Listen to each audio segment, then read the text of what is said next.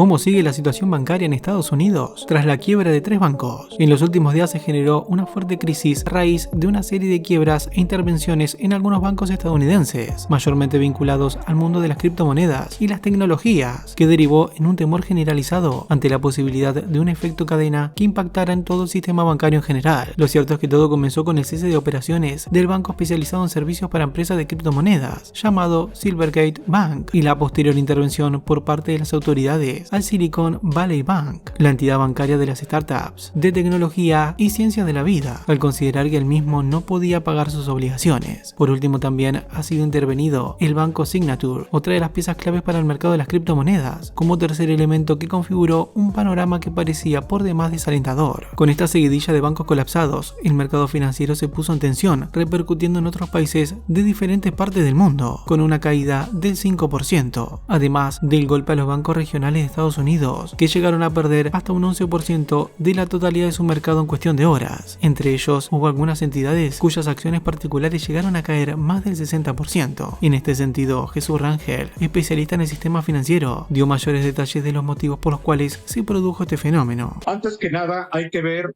tasas de interés que tienen que ver con la inflación. Son dos fenómenos totalmente negativos en cualquier país y circunstancia. El aumento en las tasas de interés que provoca, claro, que los ahorradores tengan más dinero, pero los deudores pues no tengan suficiente para solventar sus gastos. Por consecuencia, lo que empezó a suceder es que los que depositan saquen su dinero y empiecen a provocar falta de liquidez. Entonces, lo que estamos viendo y lo que vimos en este banco del Silicon fue precisamente problemas de liquidez. Sin embargo, ante todo lo acontecido, el presidente de los Estados Unidos, Joe Biden, decidió hacer una conferencia de prensa en donde dio detalles del plan de acción puesto en marcha por su gobierno, garantizando a los clientes y empresas pequeñas que sus depósitos serían respaldados y que estaban asegurados. Thanks to the quick action of my administration over the past few days, Americans can have confidence that the banking system is safe. Your deposits will be there when you need them. Small businesses across the country, the deposit accounts at these banks can breathe easier knowing they'll be able to pay their workers and pay their bills. And their hardworking employees can breathe easier as well. Last week, when we learned of the problems of the banks and the impact they could have on jobs of small businesses and banking system overall, I instructed my team to act quickly to protect these interests. They've done that. Estas declaraciones dieron certezas ante un escenario que podría ser por demás incierto, generando cierta estabilidad que repercutió nuevamente en los mercados de diversos países. De todas maneras, Biden en su discurso también hizo hincapié a una cuestión que generó debate sobre una probable situación de similares características en otras entidades bancarias, al deslizar que si bien los depósitos de la gente, pequeñas empresas y ahorristas estaban salvaguardados, no habría ningún tipo de respaldo para los inversionistas de dichos bancos. Investors in the banks will not be protected.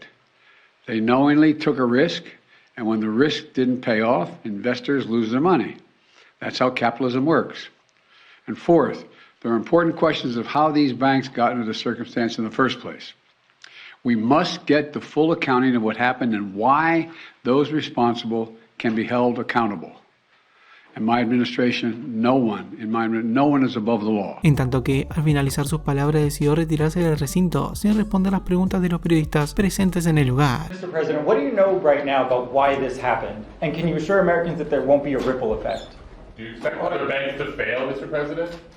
Should all depositors be protected at all banks? Pero para comprender la situación que está pasando en la actualidad, hay que retrotraerse a la crisis inmobiliaria y financiera del 2008, ya que luego de esto la Federación de la Reserva estadounidense decidió mantener la tasa de interés en cero por mucho tiempo, para así de esa manera incentivar a los inversionistas. Específicamente, la tasa de interés es el porcentaje que aplica la entidad a los préstamos interbancarios, es decir, un elemento importante para la inversión, por lo que por aquel entonces, al ser prácticamente cero, hizo que sea altamente beneficioso para los inversionistas endeudarse para invertir el capital. Algunos especialistas consideraron que dicha tasa se mantuvo bastante tiempo en porcentajes bajos, empezando a aumentar después del año 2015, aunque de una manera muy lenta. Sin embargo, todo cambió rotundamente cuando en 2020 irrumpió la crisis de salud provocada por la pandemia de COVID-19, la cual terminó afectando a la economía de Estados Unidos considerablemente. Fue allí que, con el objetivo de salvar a las compañías que estaban reportando pérdidas por la cuarentena, el gobierno de Estados Unidos decidió imprimir más dinero y distribuirlo en ayudas. En ese sentido, lo que que en un principio se trató de una medida para inyectar liquidez al mercado, muy pronto se convirtió en un problema de inflación, y por esta razón en el año 2022 las autoridades norteamericanas comenzaron a tomar medidas para intentar controlar los precios de los productos, utilizando el aumento de las tasas de interés como el aliciente para que se reduzca el gasto de la población y así aumentar el ahorro. De esta manera el año pasado se registraron subas muy altas en las tasas, las cuales golpearon en los mercados bursátiles y en las criptomonedas. Uno de los sectores grandemente afectados fueron las empresas, entre ellos los bancos, que se endeudaron para invertir en activos de plazo fijo, métodos de inversión más tradicionales que proponían ganancias en periodo de varios meses o años. Pero según el informe de la Corporación Federal de Seguros de Depósito, las instituciones bancarias terminaron generando pérdidas por los bonos que superaban los billones de dólares. Fue este el panorama que llevó a la quiebra del Silicon Valley Bank, que estaba posicionado entre los primeros 20 bancos más importantes de Estados Unidos. La mayoría de los clientes de esta entidad bancaria, que eran empresas de tecnología, con el aumento de las tasas y la posibilidad de una recesión, empezaron a sacar sus depósitos. En ese contexto fue que, para paliar la situación, los ejecutivos del Silicon Valley Bank decidieron vender parte de sus acciones, recogiendo el capital de inversión y también vendiendo bonos que estaban en pérdidas. La disminución del valor de estos bonos llegó a tal punto que las pérdidas alcanzaron los 2.000 millones de dólares, una situación que generó más desconfianza entre los usuarios e inversionistas de la empresa, quienes comenzaron a vender sus acciones, y los ahorristas sacando su dinero, retirando alrededor de 42.000 millones de dólares en cuestión de pocos días. Fue entonces que, a partir de todo esto, las autoridades terminaron interviniendo, para así de esa manera evitar males mayores. Igualmente se estima que esto no tenga mayores consecuencias de gravedad en relación a otras crisis tales como la de 2008, aunque por un lado se especula con la posibilidad de que las tasas de interés bajen para descomprimir el sistema bancario, aunque traería aparejado nuevamente una suba considerable en los precios por el aumento de la inflación, por lo que todo dependerá del respaldo que pueda garantizar la Federación de la Reserva estadounidense y las próximas medidas que se vayan a implementar para tener más certezas de cómo puede impactar en la economía.